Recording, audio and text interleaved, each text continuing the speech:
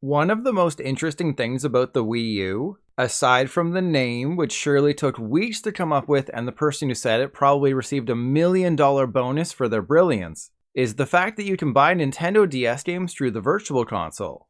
It's all thanks to the gamepad, which opens up several different ways for you to play those DS games on your TV. With the Wii U eShop closing on March 27th and taking those DS games with it, I thought it would be fun to make money.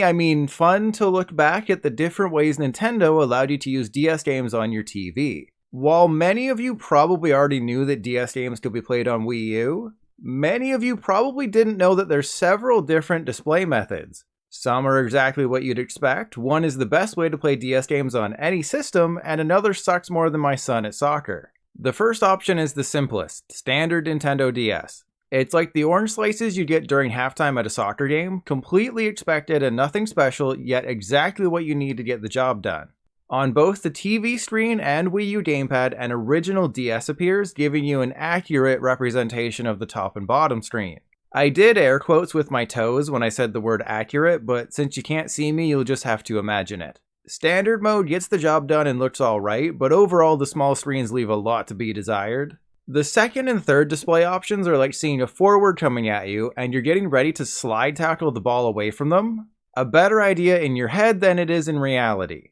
Upper screen focus and touchscreen focus just embiggen either the top screen or bottom screen based on your desires. And no, I'm not talking about your desire to pet a raccoon because they look so soft.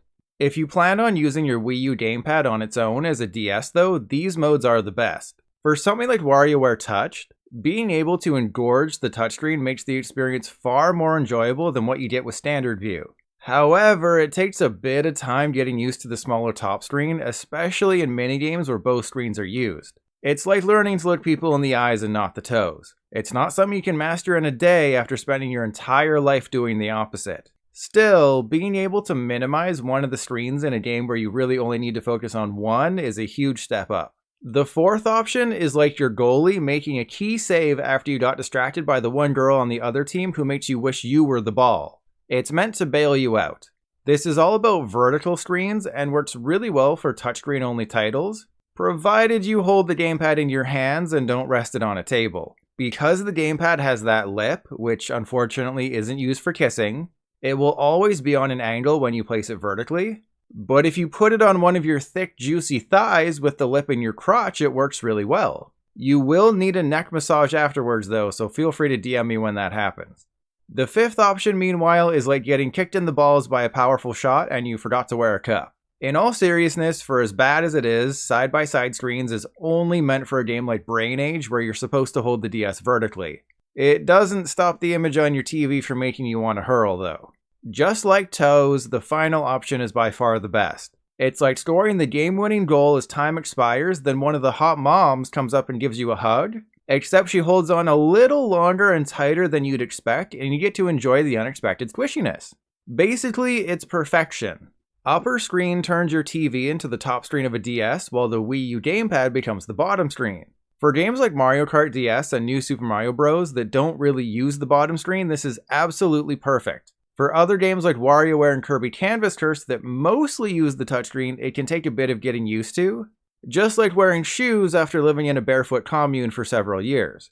But having a gigantic touchscreen is great. Honestly, this is the best overall option simply for presenting DS games in a different way and legitimately playing them on the TV. Just be aware that certain games do become worse, because looking back and forth at the two screens can become far too bothersome. Another aspect you have to be aware of is the different weights. The Wii U gamepad weighs about twice as much as the original Nintendo DS, coming in at 0.49 kilograms. For all you weird people who measure in pounds, that's just over 1 pound. And obviously the gamepad is far bulkier than the DS, so there is a bit of an adjustment period. As I mentioned in the video where I bought the DS games on Wii U, I already own many of them physically, so I can only show off the few that I actually purchased. Or I could pretend that I'm showing the same few games for posterity, but that would be lying. And my mother always told me that you should only lie to women you're interested in, not people you're trying to exploit for money by making this video at least 8 minutes long so you can include a mid-roll ad.